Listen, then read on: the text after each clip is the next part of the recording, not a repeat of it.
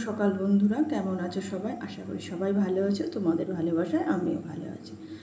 সকাল থেকে নতুন একটা ব্লগ নিয়ে তোমাদের সামনে। আজ আমার ছেলে পাপানের জন্মদিন। তোমরা সবাই আশীর্বাদ করো। দেখো কী কী হচ্ছে। পাপান এখনও ঘুমোচ্ছে। আমি সকালে স্নান করে নিলাম, এবারে রান্না করে চলে যাব। ঠাকুরকে প্রণাম সেরে স্বভাববশত এই প্রকৃতির দ্বারা ঠাকুরকে প্রণাম করে রান্নাঘরে চলে এলাম। তারা রান্না বসিয়ে দিয়েছি। আর এখানে ডাল ভাজা হচ্ছে। এখন আলু ভাজা বসিয়েছি, পাঁপড় ভাজা হয়ে গেছে।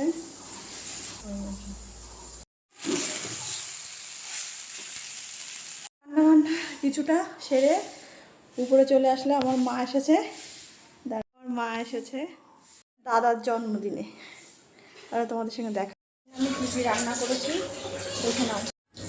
ভাত, সাদা ভাত, এটা হচ্ছে মুগ ডাল, সেরকম ভাজা আছে, রুই পোস্ত,